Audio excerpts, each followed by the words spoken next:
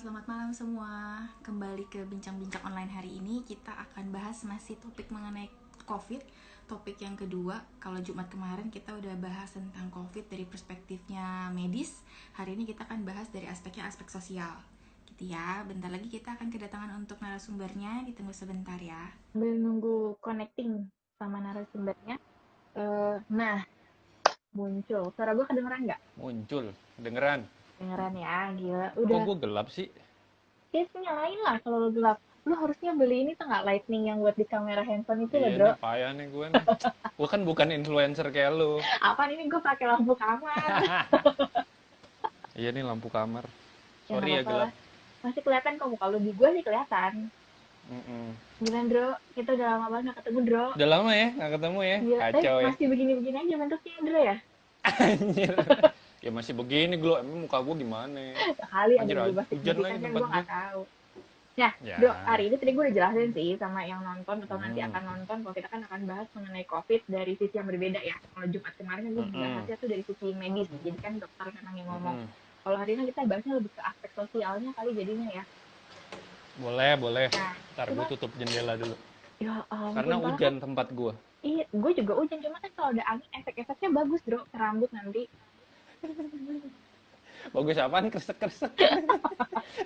Cuma sebelum kita mulai, Bro, coba jelasin dulu dong Iya, ke iya. teman-teman. Mungkin ada semuanya kenal lo nih. Siapa sih Indro itu gitu? Kenal panjang siapa, kegiatannya apa gitu.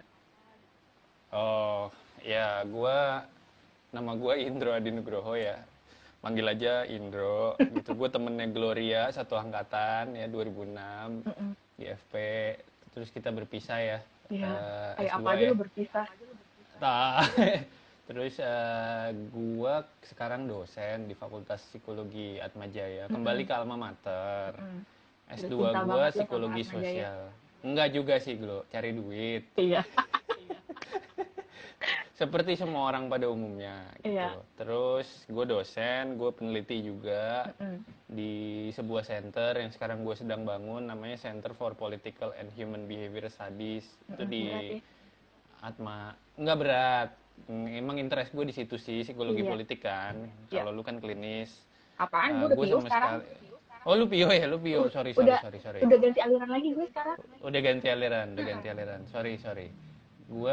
Interest gua di levelnya psikologi tapi levelnya society sih gitu Mhm. bro. Jadi Mhm. bukan individual case to case Mhm. terapi gitu bukan, Mhm. bukan. Jadi gue bukan psikolog, gua more often lebih suka dipanggil peneliti sebenarnya Peneliti. sih Ih, dibandingin dosen, heeh. luar Gitu sih biasa. paling. Peneliti Indro, luar biasa banget sih emang. Tapi emang dari S1 gue Yang kenal lu, emang lu interestnya kan memang di sosial kan, Bro? di sosial, gue satunya emang interestnya dari awal kan di sosial, tapi Hmm. gue baru menemukan jatuh cinta sama politik tuh S2. Iya, Gue di S2 luar gitu. Tapi di biasa. S1 gue belum sama sekali mikir politik, sama sekali Hmm. mikir society gitu belum. Hmm. Baru di S2 sih.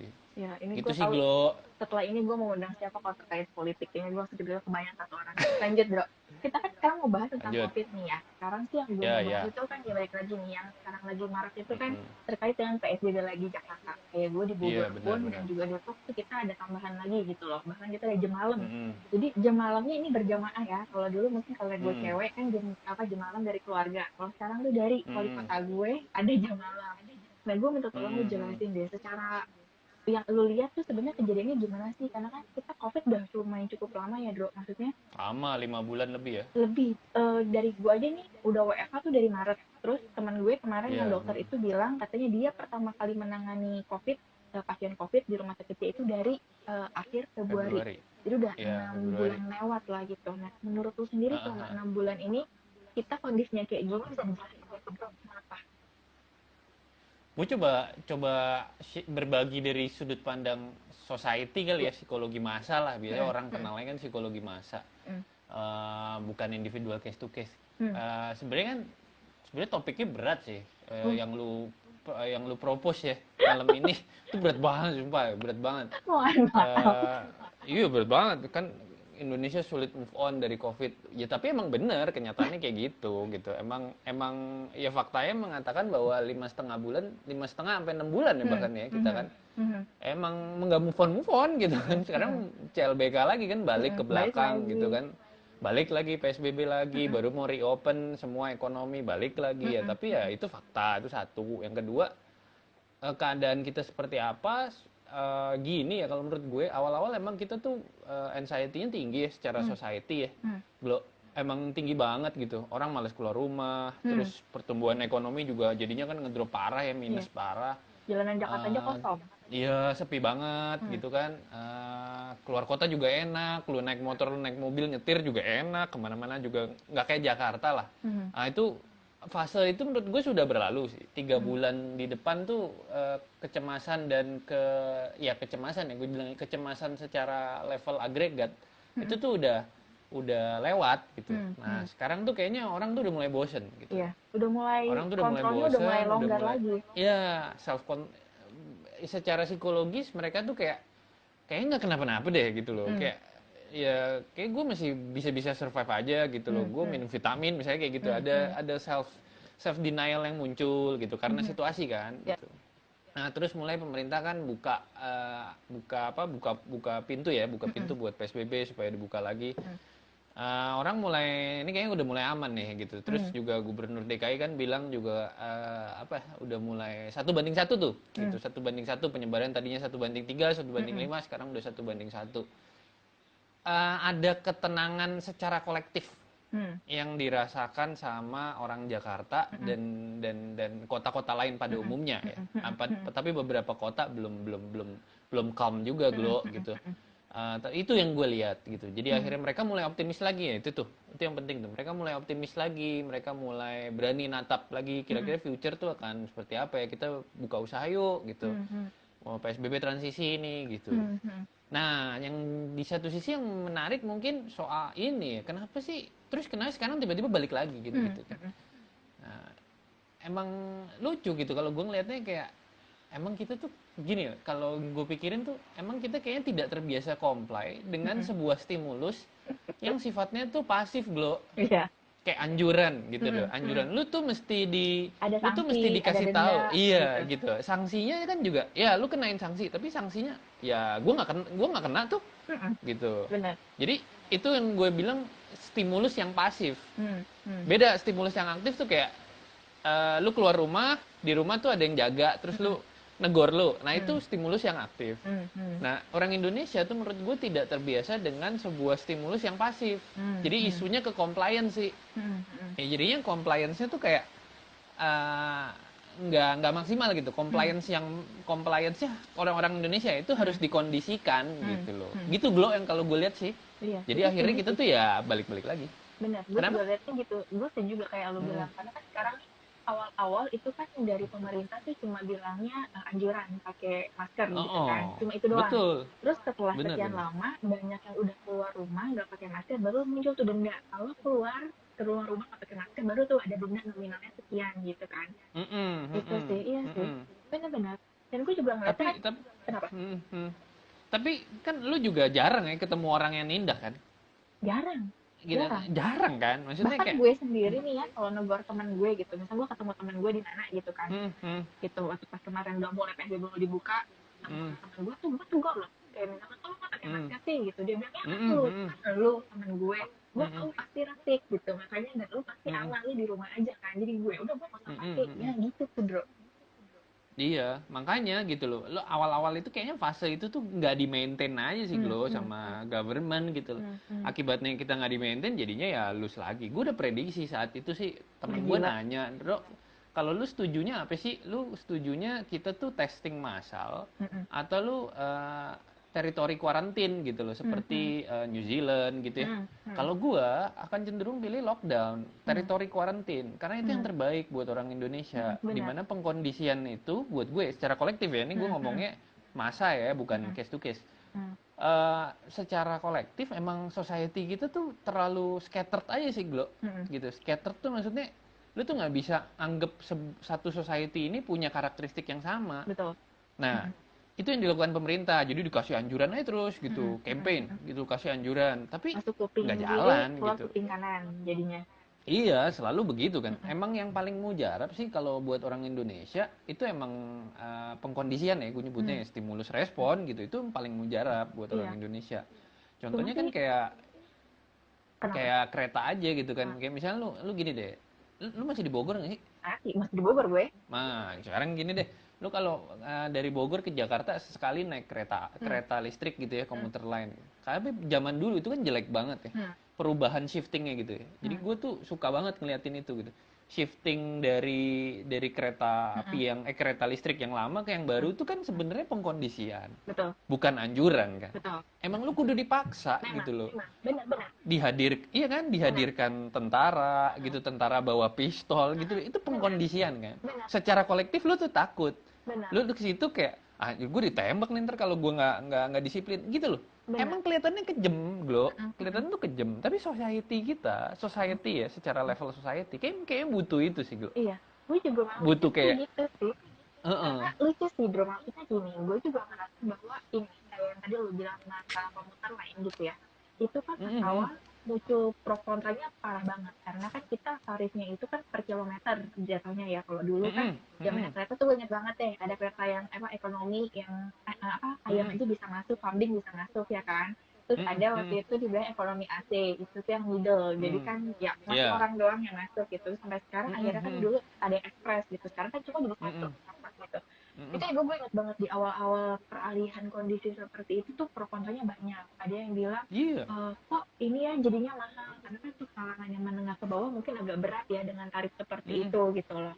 Tapi kan akhirnya kan di saat itu gue melihatnya tuh pemerintah itu ya tetap pakem gitu loh dengan konsekuensinya apapun. Jadi mereka tetap lanjutin, cuma memang di awal kan ada subsidi, jadi kan tarif subsidi dulu. Jadi kan gue sih mikir ketika ada tarif subsidi itu kan lebih ke win-win solutionnya sebenarnya kan dari pemerintah itu, supaya memang orang-orang mulai beralih gitu secara sedikit demi sedikit. Nah cuma kalau yang masalah COVID ini kan dulu kan sampai kita dibilang itu kan antara mau dipilih lockdown atau enggak, tapi akhirnya kan dipilihnya PSBB karena kan PSBB.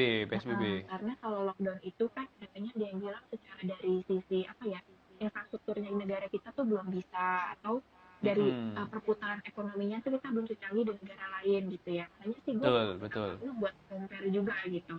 Karena ini kalau gue kan nanya kakak gue kan ada yang di Kanada kan gitu, gue nanya maksudnya di sana gimana di saat kita baru mulai PSBB, di dia tuh udah hampir running kembali normal, tapi memang secara kayak kita protokol kesehatan tetap jalan gitu. Kayak dia juga akhirnya tuh yang kalau keluar juga memang kalau penting gitu, cuma itu kayak lu bilang influence di luar sama kita tuh beda sih.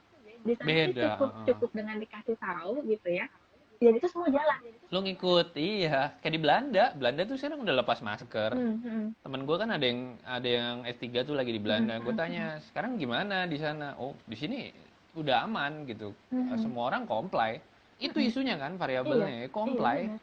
Nah, sedangkan di kita tuh society gitu tuh, ya kalau menurut gue, bukannya gue bilang, kalau dibilang orang Indonesia nggak pinter, gue ditangkap kan bahaya. Tapi juga orang Indonesia tapi emang iya, maksudnya kan gue juga orang Indonesia gitu, tapi emang secara level compliance, secara level society kita tuh memang masih nggak terlalu kuat ya untuk patuh gitu, comply. Ibaratnya gini deh, ngatur orang pengendara motor lewat jalur busway aja kan susah.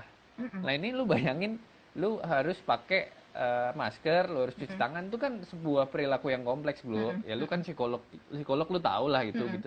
Pasti kan. Nah itu kan kompleks banget gitu loh. Nah, buat kita itu nggak kompleks karena kita emang udah terbiasa belajar aja dari kecil. Buat yang lain gitu di publik lu harus cuci tangan. Gue nggak pernah cuci tangan. Gue di rumah nggak pernah cuci tangan. Misalnya kayak gitu. Gue tuh ngebayangin misalnya kayak gitu ya. Tukang jualan pinggir jalan ya. Kadang kita kalau makan di pinggir jalan mereka cuci tangan aja kan enggak. Itu nggak sempet kan gitu. Emang nggak kenal konsep itu tuh, memang nggak dikenal aja buat beberapa orang. Nah, jadi harus basicnya emang lu harus diajarin dulu gitu. Jadi kayak ngajarinnya juga susah gitu kan, nggak semua orang punya level same level of understanding gitu. Tapi gue punya alternatif, bukan solusi ya, tapi gue punya alternatif saran sih sebagai psikolog sosial. Pengkondisian itu salah satu yang paling mujarab buat orang Indonesia. Yang kelihatannya kayak kasar, Glo. Paksa gitu. Paksa, kasih punishment di depan publik tapi nyata gitu. Jadi konsisten gitu, dan level of konsistensinya kita nggak pernah tahu ya. Psikologi itu gini ya, Glo. Kita kan sama-sama belajar psikologi. Psikologi itu nggak pernah ada sebuah formula ya. sepemahaman gue baca artikel-artikel jurnal ya, nggak pernah ada sebuah formula yang menyatakan bahwa sebuah perubahan perilaku itu bisa terjadi dalam in a certain period of time, itu nggak ada kan. Tapi kuncinya satu, konsistensi. Ya, betul. Itu yang selalu dipropose sama beberapa scholar psikolog sosial kan. Lu kalau mau shifting behavior ya konsisten. Benar. Ya kalau lu konsisten mungkin bisa 2 minggu, Glo, gitu, 3 minggu, 4 minggu, 1 bulan, 3 bulan, tapi mungkin bahkan bisa setahun if you are consistent gitu kan. Gitu. Jadi kan ya apakah kita konsisten sekarang? I don't think so gitu loh. Ya pasti enggak, karena kan kondisinya begini lagi. Karena kalau kita konsisten Iya. comply, kita nggak akan balik ke kondisi Nggak akan begini lagi. gitu. Iya. Betul. Cuma gini, kayak tadi kan caranya lo sampein itu kan secara solusinya alternatifnya adalah ini, kalau kita ngomong konteksnya berarti dari pemerintah mungkin ada pengkondisian gitu ya. Cuma kalau kita balik lagi gitu mainnya ke individu, menurut lo apa sih yang perlu dilakukan gitu? Karena gue juga bingung sih, maksudnya gini, salah satu kalau gue secara pribadi apa yang gue lakukan gitu supaya gue membantu pemerintah at least untuk mengurangi hal ini, itu gue diamnya di rumah. Gue kalau butuh apa-apa gue belilah online. Ya kalau gue memang nggak perlu keluar ya gue nggak perlu keluar gitu. Cuma kan kita kalau yang ngomongin waktu ya, gue aja sendiri nih seminggu diem di rumah aja tuh, awal-awal gue tuh kayak mau gila tau gak lo, nggak ngeliat orang, ngeliatnya cuma orang rumah doang gitu kan. Biasa pasti memang sih gue ngepel kalau macet, tapi di saat gue nggak mengalami kemacetan juga gue kayak merasa ada sesuatu yang hilang gitu loh. Dan itu mungkin gue nggak tahu ya, mungkin itu pun orang-orang sana ketika mereka mungkin karantina mandiri di rumah masing-masing selama periode waktu tertentu bosan. Kayak gue inget banget tuh yang di HI sih, yang pas Free Day pertama kali dilakuin lagi, yang akhirnya berbondong-bondong orang pada kesana. Rame itu kan sih, ya gitu. Dan habis itu naik lagi gitu kan, naik lagi gitu kan. Ya jelas pasti kan. Ya tapi ya gimana ya itulah gitu loh, Indonesia gitu loh. Kita nggak terbiasa gini, kalau menurut gue kita tuh nggak terbiasa dikondisikan aja gitu loh. Even kalau ya beda kan, kalau lu ke Singapura, lu ke Taiwan, itu pengkondisiannya tuh emang udah belajar di publik. Orang itu udah belajar di publik. Contoh, lu nyebrang jalan nggak di zebra cross, lu diliatin kan. Ada social punishment yang ada internal mechanism yang berjalan. Di Indonesia kagak ada gitu. Motor di depan zebra cross gitu kan, malah bagus biasanya. Gitu. Iya, lawan arah gitu kan, nggak ada social punishment gitu. Yang terjadi malah konflik, dan orang Indonesia cenderung menghindari konflik gitu. Emang kita nggak terbiasa dengan itu aja. Terus ketika itu muncul, Blo, itu tuh kayak apaan sih gitu, urusan gue nih bukan urusan lu gitu. Jadi kayak emang nggak ada bondingnya ya antara government sama public. Padahal itu penting banget loh di negara demokrasi ya. Maksudnya penelitian gue kemarin nih iseng-iseng gue neliti gitu ya, gue nulis memang kayak gue bicara soal optimisme deh. Optimisme di masa pandemi itu kan penting banget. Tapi apa sih yang mempengaruhi orang supaya dia keep being optimis gitu di masa kayak gini? Ya salah satunya adalah dia percaya sama pemerintah. Nah kalau dia nggak optimis, ya artinya kan dia nggak percaya pemerintah mungkin gitu. It can be assumed like that gitu. Tapi ya kalau gue lihat sih ya, isu kayak gini makanya muncul yang tadi lo baru omongin ke gue tuh, makanya muncul pemikiran-pemikiran aneh gitu, kayak konspirasi, COVID tuh nggak ada gitu kan. Itu sebenarnya karena dinamika di society aja gitu loh. Bukan karena kita gila Glo, bukan karena kita bosen, bukan karena kita apa ya nggak bisa terima gitu ya kondisi kayak gini, tapi emang karena kondisi di society itu memaksa kita menjadi seperti ini.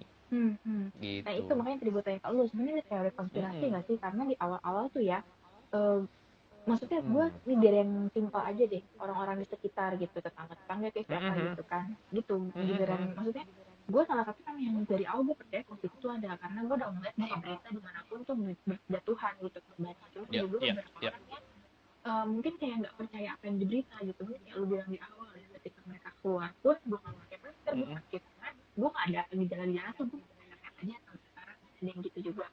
Nah makanya gue tuh jadinya bingungnya perusahaannya gini, apakah memang gue nggak tahu nih, kita kan lagi ngomong pengondisian konspirasi itu ya, maksud gue apakah kita kita lagi diatur sedemikian rupa supaya kita memikirkannya seperti itu atau gimana? Karena kalau mulut ke mulut itu kan nyebar ya, drop kayak bilang enggak kok nggak ada penyakitnya, cuma ini gitu, cuma nyebar terus, dan kebetulan orangnya juga tidak pernah apa-apa, sehingga yang iya kan Iya, ya gitu sih ya. Gimana ya kalau bahas, ada dua hal yang beda sih gitu. Yang pertama, ada dua hal yang mesti kita differentiate. Yang pertama adalah satu, teori konspirasi. Teori konspirasi itu bahas isu yang agak makro lah, itu isu-isu orang-orang political science lah gitu, yang oh ini karena ini kerjasama. Nah kalau psikologi tuh ngelihatnya sebagai belief gitu ya. Ini tuh kayak belief in konspirasi teori gitu. Jadi belief itu bisa muncul karena ada stimulasi. Nah, COVID itu stimulasi, ya kebetulan penelitian gue juga tentang itu sih, kemarin habis ambil data gitu ya. COVID itu adalah sebuah stimulasi yang memang membuat kita berpikir konspirasi aja gitu loh. Bahwa ini tuh sebenarnya nggak ada. Tapi kalau di Indonesia mah memang skalanya nggak terlalu gede ya. Maksudnya skala itu kan nggak segede US. US kan lo tahu, US pakai ada gerakan segala kan, anti lockdown, ya kan? Terus akhirnya pemimpin gerakannya kena COVID, meninggal gitu kan. Ya itu sulit sih dijelaskan dengan secara rasional ya, tapi ya itu yang terjadi gitu. Yang pengen gue bilang adalah pemikiran konspirasi itu bisa muncul dimanapun dengan adanya stimulasi macam-macam gitu. Nah, kebetulan ini stimulasinya COVID aja. Musuhnya kan common enemy-nya virus gitu kan. Common enemy-nya virus, dan kebetulan nih Glo, virus itu kan nggak kelihatan. Betul. Nah, jadi gara-gara ada stimulasi itu tuh kita tuh kayak nggak ada virusnya, Iya, mana karena gitu. Saya juga nggak pernah lihat orang yang sakit gitu kan. Tapi ada hasil labnya, itu bisa muncul gitu loh. Dan itu memang nggak bagus ya secara psikologis. Studi-studinya banyak menunjukkan bahwa itu tuh nggak bagus. Ketika kita punya pemikiran konspirasi, kita tuh pasti relatednya sama psychological well-being kita rendah. Nah, psychological well-being kita rendah, pasti kecemasan kita meningkat. Kalau itu bisa dijelasin nih kayak gitu. Nah, itu nggak bagus kan. Padahal di masa pandemi kita butuh imun kan, daya tahan tubuh gitu kan. Itu tuh yang bikin yang jadi apa ya, curiosity dan kecemasan gue ini nih nggak bisa dibiarin. Dan yang menarik nih ya, studi-studi konspirasi itu menunjukkan gini. Walaupun masanya udah selesai gitu, kayak misalnya masa COVID tuh udah selesai. Itu tuh kadang belief itu tuh menetap gitu loh, stable aja. Gitu. Jadi ketika mungkin kayak misalnya ada satu studi namanya yang nulis namanya Ted Gurtsel. Dia mengutip satu survei dari New York Times tahun 92. Ini agak mundur ya, mungkin agak aneh. Soal pembunuhan John F. Kennedy gitu. John F. Kennedy itu kan mati ditembak ya di mobil gitu. Itu terus polisi bilang, enggak, ini nggak ada konspirasi gitu. Jadi ini tuh aksi solo. Tapi begitu disurvei lagi nih publik, enggak, 77% masih mengatakan itu tuh konspirasi gitu. Jadi itu stable aja.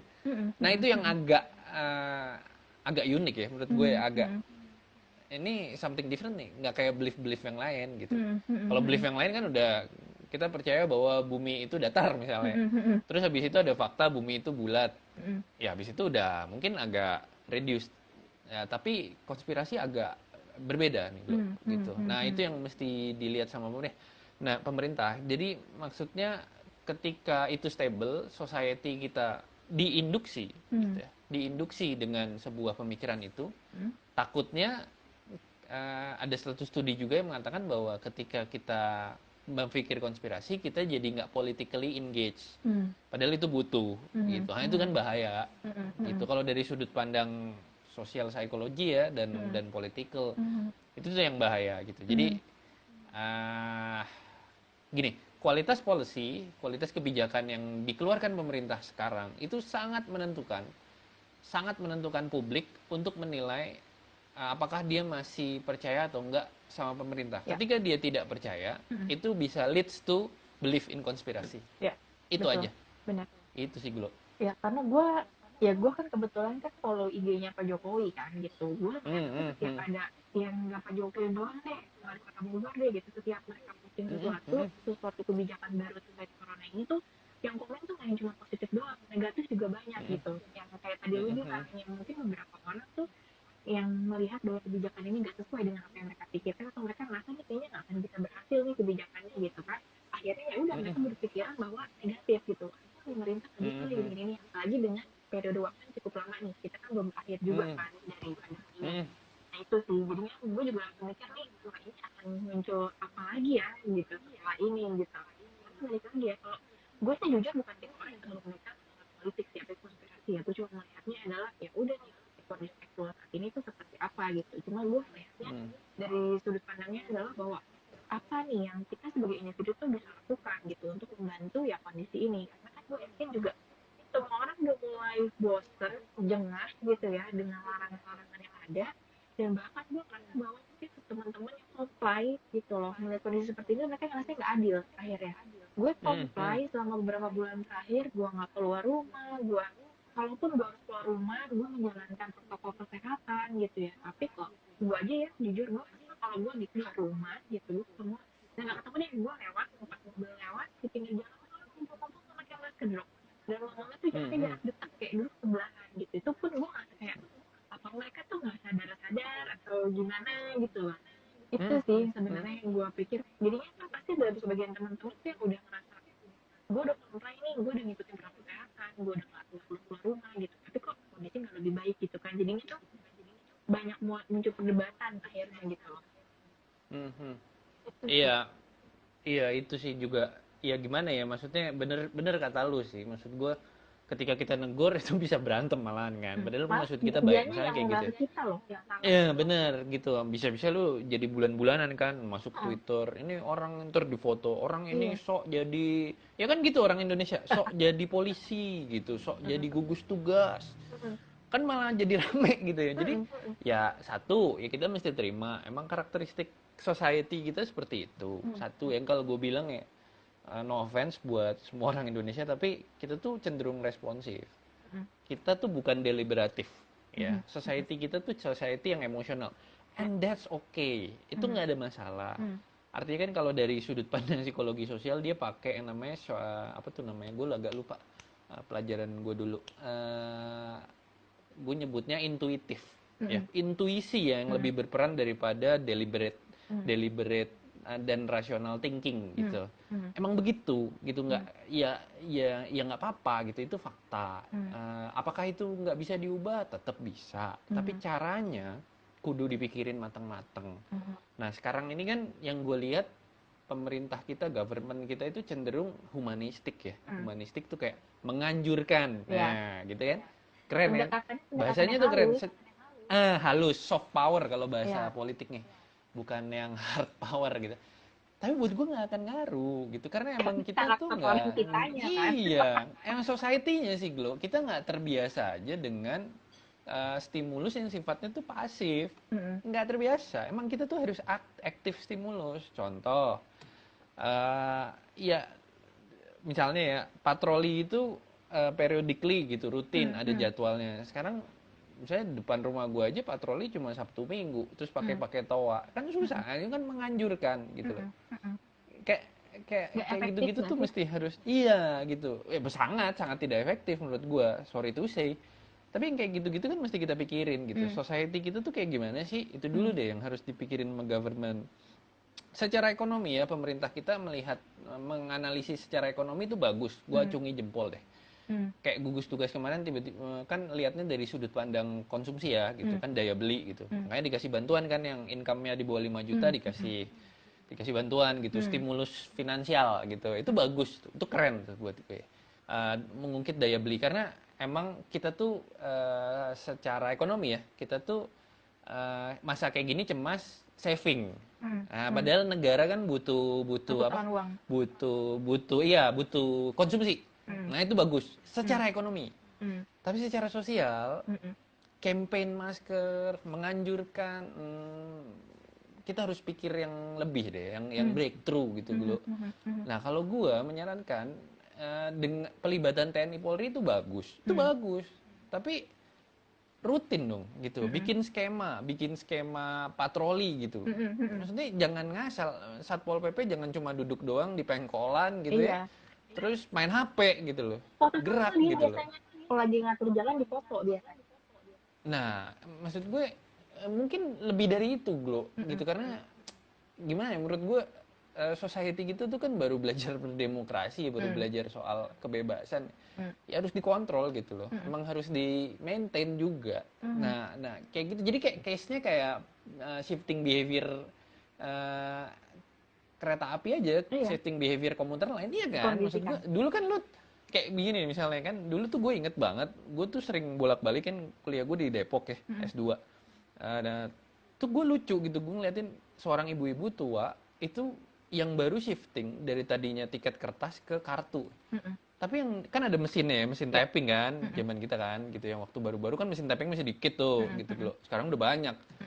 Tuh ibu-ibu tuh marah-marah gitu. Tapi marah-marahnya ke siapa? Ke dirinya sendiri atau ke satpam atau ke siapa gitu. Dia tabok-tabok kartunya gitu kan. Tabok gitu. Ya kan bro, gitu. Maksud gue, kenapa nih orang gitu? Dia tabok-tabok kartunya nggak mau kebuka karena itu kan magnet. Iya. Ya, jadi kan lu harus tempel tunggu 2 detik. Can you imagine that gitu loh. Jadi belum tentu semua orang itu punya understanding yang sama. Ya. Untuk bicara soal behavior change gitu loh. Belum tentu gitu. Makanya buat gua salah satu solusi ya, alternatif ya, pengkondisian yang super ketat. Gitu sampai level grassroots, jangan hanya di policy. Gitu. Jadi memang secara society kita emang harus dikondisikan. Gak ada jalan lain. Gue siap berdebat dengan siapapun ketika gue bilang harus dikondisikan. Mungkin ada orang gini bro, ada orang pikir enggak lah, kita tuh harus humanistik, enggak lah, kita harus apa gitu, memahami needs, keren kan, memahami needs orang-orang gitu. Enggak lah, udah gitu. Iya, kita lihat yang stop talking about that, gitu kan bro. Contoh konkret aja gitu, maksudnya kan ada beberapa contoh yang udah kita lihat dan memang ternyata pengkondisian tuh lebih berhasil gitu loh. Yang lo bilang tentang kereta, sama kalau yang gue lihat nih yang update banget untuk MRT, semua MRT nggak bisa pakai duit, semua kan pakai elektronik money gitu kan. Nah itu kan sebenarnya kayak lu mau nggak mau, lu mau naik MRT ya lu pakai kartu gitu. Misalnya lu mau belinya merek apa ya terserah lu, kartu lu pakai. Nah itu kan salah satu pengkondisian dan akhirnya orang suka rela untuk beli gitu loh.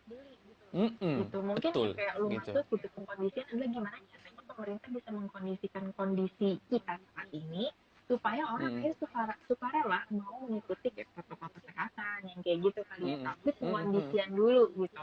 Tapi menurut gue kasih duit juga emang gak marah, kayak lu bilang sih, ada yang negor, ada yang lihat nggak begitu ketemu langsung ini kan nggak, memang ngandelinnya cuma petugas doang, kayak ini ke polisi di pinggir jalan deh, lu ada polisi lu pakai seat belt, lu nggak ada polisi lu nggak pakai seat belt gitu loh. Nggak pakai seat belt gitu. Dia merasa itu bahwa bagiannya dari buat kesehatan atau keselamatan gue juga gitu. Emang habituasinya belum kebentuk aja. Kita nggak usah lah pakai yang advance gitu kan, kayak pendekatan neuroscience gitu. Kebetulan nih di sini ada yang join tadi, temen gue lagi S3 neuroscience, gue tahu gitu ya dia. Tapi kita memang belum nyampe ke sana gitu loh. Emang belum nyampe gitu. Jadi kayak diinduksi gitu misalnya dengan sebuah pendekatan case to case, enggak sih, menurut gue juga nggak bisa menciptakan keteraturan sosial itu. Semua negara nggak punya rumusnya. Mungkin belum, ya nggak bisa, sorry ya. Tapi kayaknya kita tahapannya belum sampai ke sana kali gitu. Mungkin harus yang basic dulu deh, pakai cara-cara basic bener gitu, bener banget. Itu sih gitu yang gue lihat gitu sih dulu. Iya, di poin-poin lu sampai sih, gue setuju sih dong, maksudnya ya gue ngeliatnya jadi gini, dari kacamata lu sebagai psikolog sosial itu kan bahwa memang kita nggak bisa mengandalkan hanya dari kesadaran individu gitu ya, karena kan selama hampir 6 bulan, udah 6 bulan lah kira-kira kesadaran individu itu ya paling cuma berapa persen sih individu yang kontrol dan sadar untuk mengikuti anjuran pemerintah, tapi dibanding itu juga banyak yang akhirnya kayak mencoba diri sendiri, mencoba itu kan kali ya, gue ngeliat maksudnya tantangin gitu, ayo mana coronanya gitu, kalau ada sini nganterin gue, kalau gue sakit ya udah gue percaya, kalau gue masih belum sakit ya udah gitu kan. Gitu sih. Cuma jadinya sih memang ya ini akan ya gue harus bilang ini adalah PR kita bersama, gue sih ngeliatnya ya, kita nggak bisa bilang ini cuma dari PR pemerintah, karena menurut gue pemerintah pun punya keterbatasan gitu kayak lu bilang. Hal-hal yang pemerintah lakuin, gue gak akan bilang itu bagus atau enggak sih, tapi apa yang dilakuin juga kayak gue bilang, studinya kita di sekolah juga gak ada yang rumus pasti atau obat pasti untuk ini gitu kan. Jadi pemerintah punya trial apapun kebijakan yang mereka lakukan untuk nanti efektif atau enggak. Terbukti kayak kemarin ketika PSBB kan sebenarnya ini trial dulu ya, sampai pada waktu tertentu gagal, akhirnya udah gitu kan, new normal gagal, balik lagi ke PSBB kan gitu. Jadi sih. Oke, Dro, ini ada pertanyaan tadi nih dari si Mbak Glo. By the way, kalau teman-teman ada yang mau nanya lagi, silahkan di kolom komen ya. Ketenangan itu apakah menandakan orang sudah move on atau karena terlalu cemas sampai tidak bisa memikirkan lagi tentang corona? Waduh, pertanyaannya susah. Ketenangan itu indikator apa secara psikologis gitu ya, di level society ya. Sangat sulit gitu ya mendeteksi apakah ketenangan itu kita sudah move on atau belum. Tapi mungkin gini, itu bisa jadi sebuah indikator bahwa kita itu sudah berani, berani, bukan berani kita ngadepin pasien COVID, enggak, tapi berani secara psikologis untuk menghadapi pandemi. Itu penting. Karena dengan kita berani, mungkin kita leads to optimism gitu ya. Kita kan sebelumnya cemas nih.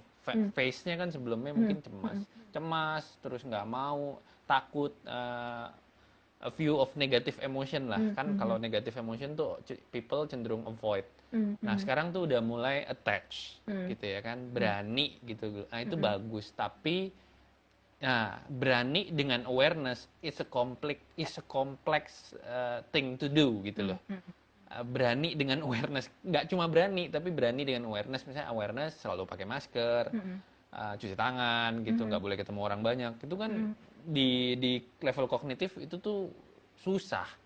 Kita itu mungkin bisa, tapi mungkin yang lain belum tentu bisa juga. Itu jadi ketenangan itu menandakan, kalau menurut gue ya, itu menandakan kita tuh sudah mulai berani. Tapi apakah indikator itu kita sudah bisa move on? Belum. Enggak, gue nggak akan bilang enggak sih dulu gitu. Karena indikatornya banyak tuh secara perilaku ya kalau kita bilang move on kan. Mungkin gitu. kalau orang tenang itu mungkin ya itu maksudnya kalau gue ngeliat nih, maaf ya, gue ngeliatnya dari sudut pandang klinis aja kan kayak tahap itu mungkin dia udah tahap ke acceptance dulu deh. Dia mengiyakan bahwa oke, corona ini betul ada gitu loh. Baru sampai tahap itu doang. Belum sampai kita belum tahu ya.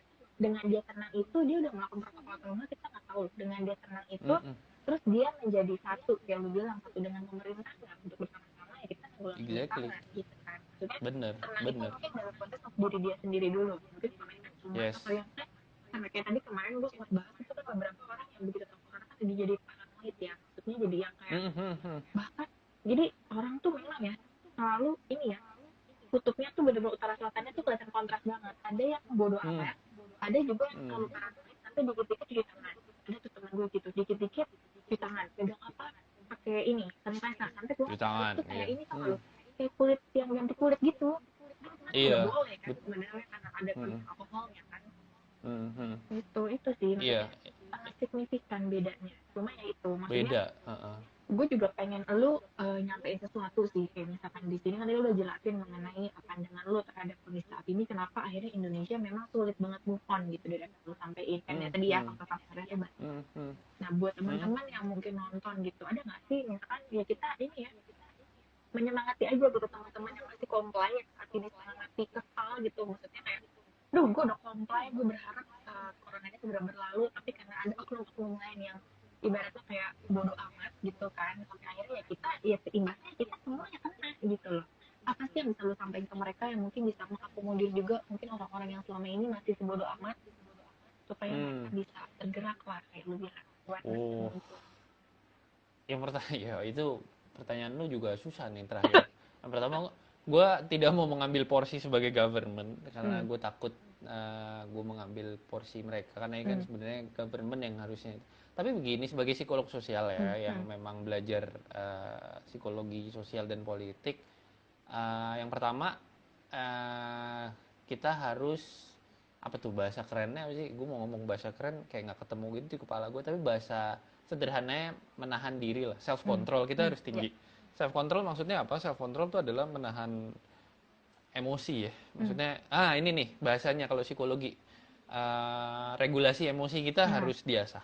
Gitu ya. Kita harus we need to regulate our emotion when we are in the public. Gitu. Jadi jangan kayak kayak anjir lah dia nggak pakai masker, itu akan effortful ya. Secara kognitif itu akan effortful, itu capek. Orang tuh akan capek kalau mereka cenderung merasakan emosi negatif berlebihan. Gini, kenapa gue ngomong gitu? Karena situasi ini juga kadang sudah membuat kita secara automatically capek. Kita mungkin nggak mikir soal pandemi, tapi kita tuh kadang-kadang nggak bisa, kan gini, manusia itu kadang-kadang tidak bisa mengontrol apa yang dipikirin. Makanya ada dua tipe berpikir kan, ada yang intuitif sama yang deliberatif. Kadang-kadang intuitif kita tuh jalan terus. Nah itu kalau kita marah, dan itu akan nambah effort. Nah kalau kita nambah effort, takutnya sistem imun atau misalnya kesehatan fisik dan psikologis kita ngedrop. Jadi we need to regulate our emotion. Nah, terus yang kedua tetap comply, konsisten. Be konsisten tuh susah banget bro. Gitu, tapi kita harus nyoba gitu. Itu penting banget ketika kita di publik, kita pakai. Iya. Maksud gue jangan sampai yang udah comply ngeliat kondisi kayak gini, akhirnya dia bilang, udah deh gue ngapain tetap comply. Udah deh gitu. Udahlah ngapain sih gue comply. Yes. Gitu ya. Jangan sampai. Nah itu kan susah kadang-kadang kalau kita kan bilang gitu kan gampang, tapi kadang-kadang di setiap orang tuh kan regulate itu, kontrol itu kan susah. Tapi itu penting banget gitu. Kalau itu bisa terjadi secara konsisten, akan terjadi. Kalau gue mikirnya akan memprediksi akan bisa muncul yang namanya rapid dan en masse influence gitu. Jadi setiap orang tuh saling mempengaruhi satu sama lain di luar gitu, in the public. Jadi akan membantu mensupport yang namanya keteraturan sosial, walaupun kecil. Walaupun soalnya kecil, kita nggak bisa gede. Kan individu dulu kan soalnya. Individu dulu, habis itu kelompok, habis itu kelompok baru levelnya makro. Nah kalau level makro kan memang udah di handle sama government ya. Betul. Gitu dan ya yang ketiga mungkin yang klise ya, jangan bikin hoax lah. Iya. Iya kan? Gitu, jangan bikin hoax. Ya macam-macam. Misalnya ya resesi, Oktober resesi. Terus kita semua akan hidup dalam krisis, nggak juga sih, gitu, belum tentu juga, gitu kan, gitu. Kan resesi itu bisa terjadi karena apa? Yang lain ada yang mendominasi, tapi kan semuanya ini sekarang semua negara kan ngedrop. Jadi nggak, agak terlalu dini sih ngambil keputusan itu, gitu sih. Nah, itu penting tuh. Iya, maksudnya kita juga harus akomodir, mungkin kayak lu bilang kontrol juga, lihat kontrol regulasi, kontrol. Maksudnya gini, banyak informasi atau hoax yang lu bilang muncul di luaran sana yang kita nggak tahu kebenarannya, cuma kan ada orang langsung percaya gitu loh dengan pemberitaan-pemberitaan yang ada tanpa dia mengolah dulu nih benar atau enggak. Dan itu kan kayak, kalau gue selalu ngelupain tuh apa yang lu baca tuh, dan lu kan kalau kita kan dulu zamannya kuliah ya mungkin dibilang apa yang lu baca jurnal bukan yang bisa dipertanggungjawabkan atau enggak gitu kan. Iya benar. Kita mulai sekarang media sosial itu kan banyak informasi yang kita nggak bisa kontrol gitu kan, kita baca. Lu kontrol itu justru buta, lu lanjutin itu atau enggak kan ibaratnya gitu. Maksudnya lebih teman-teman juga mungkin yang di sini yang pakai sosial media mungkin lebih pilah-pilah juga kali ya. Tapi gitu, usahakan informasinya ya jangan yang untuk terus suasana, tapi mungkin ya untuk yang kayak gini kali yang edukasi supaya orang tuh punya mindsetnya yang kembali benar gitu loh. Karena kan mereka jadi kondisi seperti ini tuh, gue ngerti orang tuh makin sensitif drop jadinya gitu. Iya.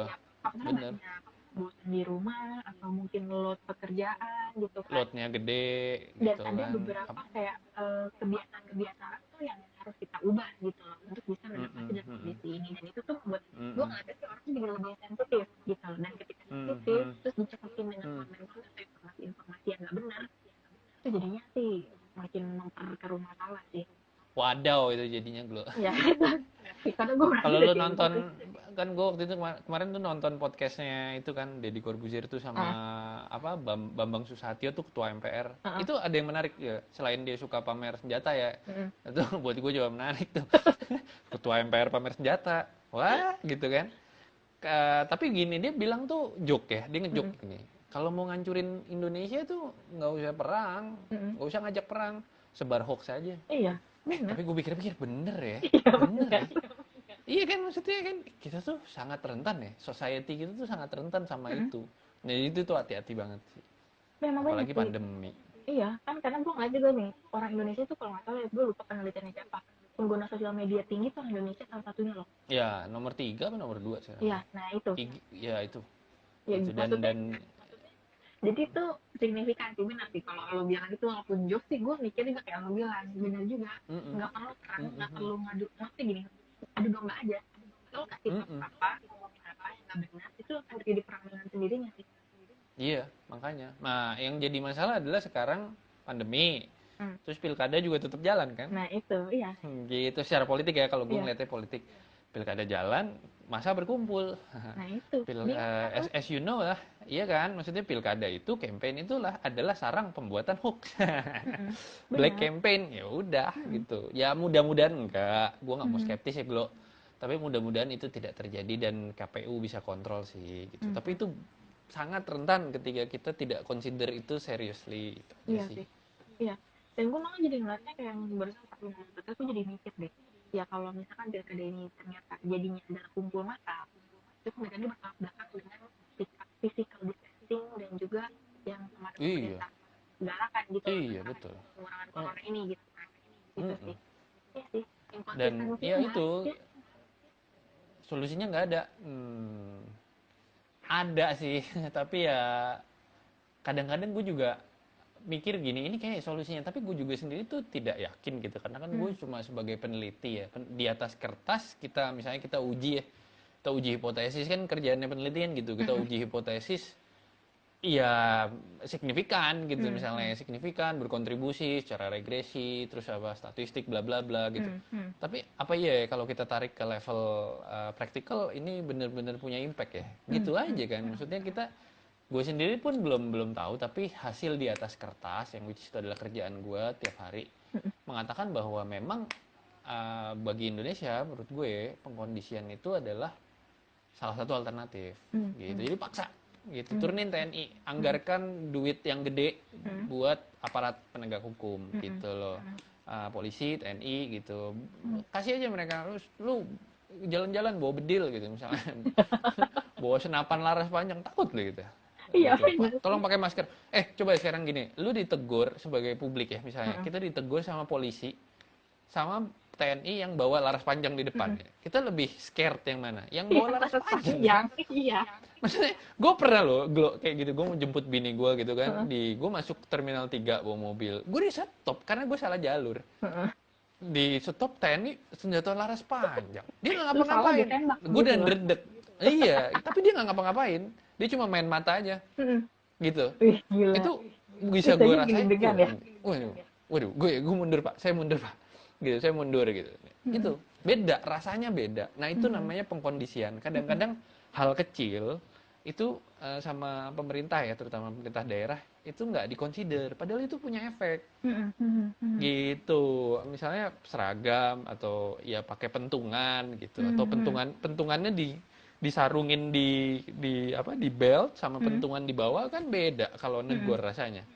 Saya negor pakai masker terus tapi pakai pentungan gitu sama pentungannya di belt itu rasanya beda.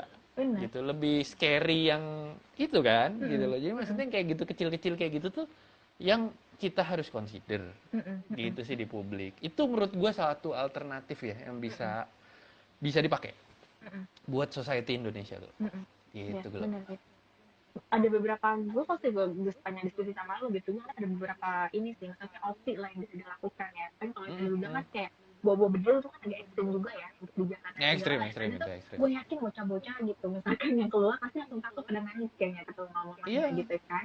Tapi mungkin ya untuk sebagian orang memang harus kayak gitu sih. Gue juga beberapa kali kan kayak misalkan di JPO Jakarta gitu, tugas di standby, kita jadi lebih agak lebih rapi gitu loh. Aware, iya kita aware ada aturan gitu kan. Gitu. Kita aware, oh iya ada aturan ya gitu. Jadi internal mekanisme kita yang kerja, bukan dia. Dia hanya role model, itu aja. Dia cuma figur gitu. Yang muncul aja di ini. Di kepala kita. Iya. Di kepala kita kan secara teori neuroscience, nih gue agak-agak bahas. Kan stimulasi itu kadang-kadang ada yang stimulasi sifatnya aktif, yang which is itu bisa regulate kita dengan cepat, ada yang enggak. Nah, Indonesia itu perlu ngelihat stimulasi mana sih yang langsung cepat gitu, gitu ke intuisi orang. Oh, oke, ada aturan gitu. Gitu dan iya dan sekarang kalau lo lihat kan di TV-TV itu misalnya pemerintah kan cuma polisi ya misalnya cuma ngasih tahu, Pak, jangan pakai masker ya Pak, besok dagangnya Pak. Kagak ngaruh. Dikasih maskernya nih Pak, dipakai. Dikasih. Siapa yang tahu dia besok, polisinya baik, besok gue nggak usah bawa masker. Dikasih kan bisa aja. Gitu kan bisa gitu. Jadi simple, namanya apa itu ya? Gue lupa. Gue pernah baca. Simple cognitive judgment atau apa gitu. Jadi ada beberapa orang tuh yang memakai kognisi-kognisi yang simpel untuk mengambil keputusan. Hmm. Nah, dan itu biasanya di level grassroots. Gitu Glo. Sih. Menarik sih Dok diskusi hari ini, maksud gue jadinya biar yang siapapun yang nonton nanti gitu mereka tuh jadi punya pandangan baru gitu ya, maksudnya pandangan barunya adalah terkait dengan COVID ini Mudah-mudahan. kenapa nggak move on ya, balik lagi lu tanyain ke diri lu sendiri deh, lu udah melakukan apa untuk membantu membantu pemerintah, membantu diri lu sendiri untuk mengurangi peningkatan COVID gitu kan, balik lagi. Nah, sekarang gue udah punya jawabannya tuh pertanyaan lu, kan pertanyaan lu di IG live, kenapa Indonesia sulit move on? Because of our head. Iya. Nah, itu jawabannya. Dari kita. Dari otak kita. Iya kan? Mau ini berakhir, balik lagi ke kita lagi. Balik lagi ke kita. Iya. Because of our head. Itu aja. Gitu. Lu mah nyimpulin. Gitu. Soalnya biar kita nyimpulin. Emang nggak boleh ya?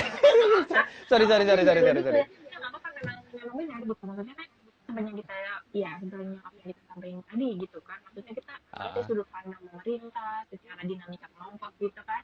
Dan juga dari individu yang baik lagi kita mau melakukan sesuatu perubahan dari segala arah. Pemerintah lakuin sesuatu, tinggal kitanya mau ikut menjalanin, menjadi bagian dari apa yang mau pemerintah lakukan, kan gitu doang. Gitu, walaupun memang balik lagi, kan ini sebenarnya belum terbukti juga sebenarnya kalau kita ikutin pemerintah akan mengurangi. Cuma standarnya ya masuk akal sih, kalau gue mikirnya ya, kayak physical distancing, terus pakai masker itu masuk akal. Karena memang virus menyebar lewat udara gitu kan, lewat droplet, ya caranya gimana sih? Kamu pakai masker, ya kan? Jadi masuk akal. Jadi sebenarnya kalau masih ada orang yang bilang ngapain gue pakai masker, ya itu udah jelas ya. Lu tahu penyebaran dari mana, lu tahu gimana cara. At least 50% untuk mengatasi menggunakan masker, lakukanlah itu. Gitu kan berarti. Gitu. Betul sekali. Oke, Indro. Kalau dari gue sih mungkin udah cukup menjawab ya, karena lu juga udah jawabannya apa udah harus nyalain juga. Thank you banget Indro untuk waktunya ya. Sama-sama Glo. Nanti kita sama-sama lainnya akan kita bahas lagi, ada lainnya, dan kalau teman-teman mungkin masih ada yang mau nanya-nanya terkait dengan isu ini, boleh komen aja nanti di IGTV ini ataupun di postingan gue yang di feed, jadi biar mungkin nanti Indro juga bisa jawab, atau kalau pernyataan support yang menarik itu bisa bahas lagi dengan berikutnya gitu ya. Boleh. Oke, thank you buat teman-teman yang udah nonton, buat Indro yang udah memberikan pencerahan bagi kita juga semua pada malam ini ya. Pencerahan. Iya. Sama-sama. Biar berfaedah bagi semua orang jadinya ya. Terima kasih juga. Oke, thank you Indro buat waktunya, buat yang udah nonton. Sampai ketemu lagi. Bye-bye. Dadah Indro. Dadah Glo.